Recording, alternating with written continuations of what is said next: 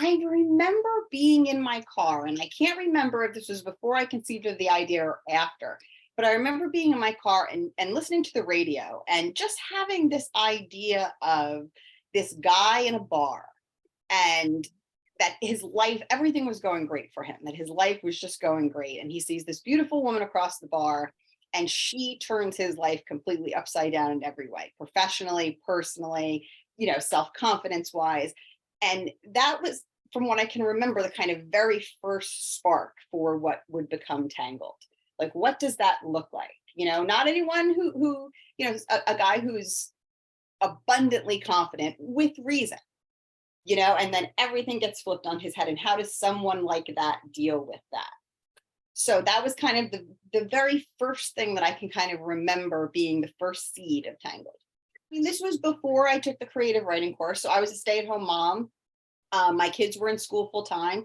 We had decided that I would still be at home just to be available for them instead of going back to work. And I went through a period of insomnia where I was just up and I was not sleeping. And I started writing just as kind of a hobby, for myself.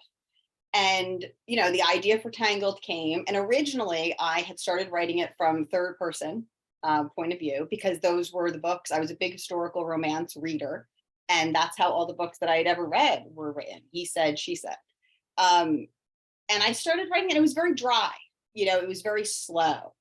And almost as just kind of a character study, I decided to write a scene from the male character, who Drew Evans, from the male character's point of view. And it was literally like there was someone else in my brain. It was this other voice that did not sound like me, did not talk the way that I talked, did not think the way that I thought. And it was really fun and really spontaneous. So for those who don't know, Tangled is a male point of view, contemporary romance, rom-com, romantic comedy, definitely. And it is about Drew Evans, who is a arrogant, handsome, successful investment banker. And he meets Kate Brooks, who was hired at his father's investment firm, who's hired as a colleague. And they meet and sparks fly. And eventually, love kind of brings this playboy to his knees. So anyway, so originally, so that's how I started. That's how I got to writing it from Drew's first person point of view. And it was fun. It was just, it felt really spontaneous and unexpected to me. Like, I didn't know, it sounds so weird to say, but I didn't know what was going to come out of his mouth next. And it really just felt like, oh, I can't believe he said that. Like, I don't think I can write that. Oh, and that's also when I learned the rule that I still kind of carry today, is I let my characters speak, even if they say things in a way that I wouldn't say, use certain words that I kind of cringe. Once I find their voice, if it fits their character, it stays in. So, and that has, I think, really allowed me to write some like really authentic, relatable characters that people can relate to. And I thought it was really funny and really entertaining. And it was just a story that I just loved. And this was probably 2011, 2012, when like 50 Shades was kind of the big, all the rage, and self-publishing was just kind of starting to emerge. So I started doing some research about, where to submit a book, to kind of see if this could work. And about that time, I started taking a creative writing course, or writing course, I should say, at a local community college. And part of the course, it focused on character development and plot development, but another part was also how to get published. So it talked about, query letters and, how to approach. You can look for an agent. You could approach the publishers directly if they take submissions. So I, literally wrote a query letter and started sending it out. And I think I probably sent out about half a dozen query letters, and I got some very, very nice rejection letters.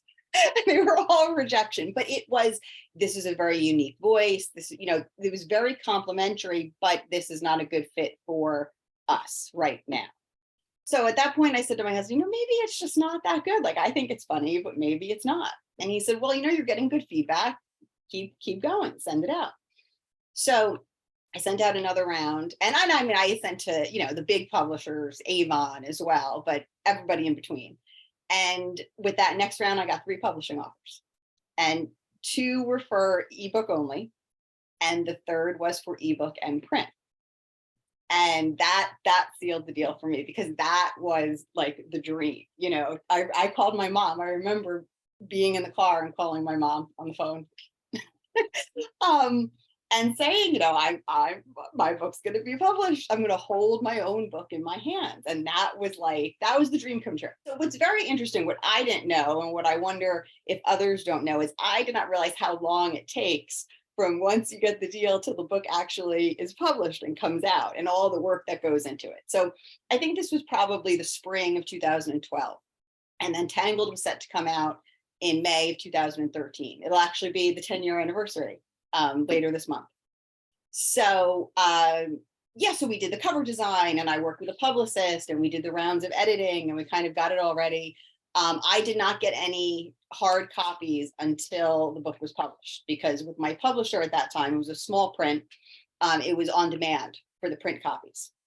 So after the initial publication date, then they sent me, excuse me,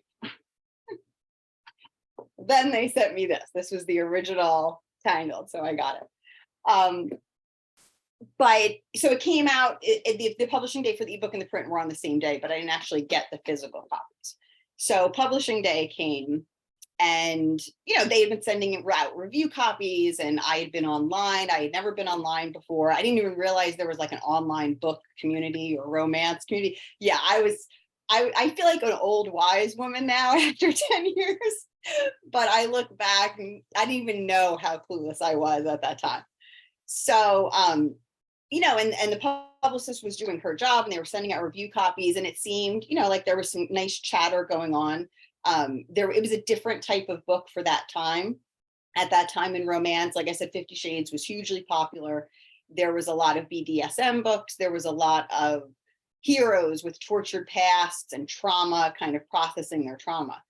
So this book was kind of like, again, this carefree guy who can pretty much say anything and charm you, and you're going to like him anyway.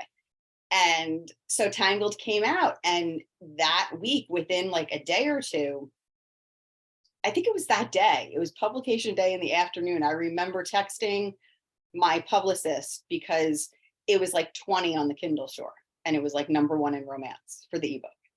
And I was just like, are you seeing this too? Like, wow. Like it just took off. And from then on, a few months later, Simon & Schuster acquired Tangled from my original publisher, as well as the rest of the series. Royally Remembered, it's a companion novella. So it's a collection of short stories. And really what happened with Royally Remembered is I was getting emails once the series concluded with Royally Yours. I was getting emails from readers asking questions about, because now that I had done, so Royally Yours is actually the Queen's story. So it's a little bit of a prequel, I guess you could say, even though it's the 4th book. And that is where we meet, her husband, Edward, who in Royally Screwed has already passed away. So it's really a leap of faith, particularly for romance readers, when you're asking them to invest in a story of a character that has already passed away, because we don't like to know that part. Like in our minds, they live forever, and they live happily forever. Thank you. Good night. So, but I knew that I could do this, and I knew it was a story, because I was always, throughout the whole series, the Queen's character really stole the show for me, Queen Lenora. She was a fascinating character. I felt it was, she stole kind of every scene, because it was so interesting to have her have responsibilities to her country, that she truly loved her country, almost as one of her children. But then she has her grandsons here. And, on one hand, she wants what's best for them, and she loves them, but she also knows that what they want isn't necessarily what's right for the country or for them. So I really wanted to write Lenora and Edward's story, and I'm thrilled with how it turned out. So a lot of readers were emailing me at the conclusion of that story, because it still ends on a happy ending. I would never end every one of my books. My goal is to leave my readers smiling and satisfied. So I would never end on a heartbreaking moment. So, but a lot of them wanted to know, well, how did he die? Because it's not mentioned in Royally Screwed and it's not mentioned in Royally Yours. Like, what happened to him? And as well as some other moments, Nicholas's parents have also passed away when Royally Screwed opens. So we never really get a chance to meet them. A lot of readers were interested in them. So just kind of a lot of these elements that were mentioned in passing in the three main books that readers wanted to know more about. So I thought to myself, well, I could do some free short stories on my website. I could send it out in my newsletter. But really the best way to kind of reach all the readers, particularly new readers that will come after, who may not visit my website or may not know the stories are on there, is to just put them all together and connect it to the series. So yes, that it will definitely be the conclusion of that Royally series. And that was the purpose of the companion novella, is to kind of fill in all those details. And it's sad, but there are still, some upbeat moments in there. I made sure to do that. And again, it still ends happily. There could be some next generation Royals stories. The Tangled movie is actually out. It's made and it's out. It was shot by Passionflix, and it's directed by Tracy Hayes and starring Josh Plassey and Catherine Hughes. Let me see. I have here. These are, I don't know if they're the dailies, like they're the daily schedules from shooting, because I went to go down and visit the set. So I kept these. I just thought it was like the coolest thing. What was it? How much fun was it to see your characters played by actors? And oh my gosh, it was crazy. No, it was, I don't even think I had dreamed about one of my books becoming a film, just because I feel like it's so, it was probably dreamed it, yes. But it's so kind of rare, you know what I mean, for that to happen, that realistically speaking, it's hard. But they did such a Passionflix did such a phenomenal job with the story, because, I got to be honest, I knew going in, this was not an easy story to adapt, because so much of the comedy happens in his head. And not only that, the character himself, he's charming and he's entertaining, but there are times where you definitely want to like kind of smack him in the face too. So that would be interesting. So I went down to Atlanta when they were filming, and there's a nun in Tangled. Drew's old principal, he kind of connects with her to plead his case to Catherine when he screws up. And we were in the offices, and it was like a whole office floor we had. And the actress who plays the nun was there that day, and she's in like full Mother Superior garb. And I was just sitting there, I'm like, I can't believe that like 10 years ago, like I had an idea like, oh, let's put a nun in. I went to Catholic school, you know what I mean? Like, this will be fun. And now there is literally a person like in a nun costume, making this come alive, making this happen. It was beyond surreal and amazing. And what was great with Passionflix is they really understood the story, and they understood what readers loved about the story, and they stayed very true to that. I'm a child of the 1990s, my teen years, those were my formative years. So I feel like the Tangled movie is very 1990s rom-com. It feels very reminiscent of those movies. And Josh did such a phenomenal job with Drew, because again, not an easy character to play. The first day that I was on set, Josh and we had a big discussion about how being inside his head, me writing the book, like I can make him act horribly, but still make readers love him, because you are in his head. So you are, whatever's coming out of his mouth or whatever he's doing, you're in his head. So you are seeing his pain, you are feeling his vulnerability, you understand him in a way that you wouldn't, if you were not in his head reading this book. For an actor on a film, the audience only knows what they are seeing and what they are hearing. So Josh had the task of making this character likable and lovable when he's doing and saying and behaving in ways that aren't exactly likable or lovable. And I think he made some really fantastic choices in how he presented Drew, and he kind of showed his vulnerability and really made him infinitely likable. do you envision, or is there plans for sequels? Not that I know of. No, I think right as of right now, it is just Tangled, but Passionflix has also optioned Royally Screwed.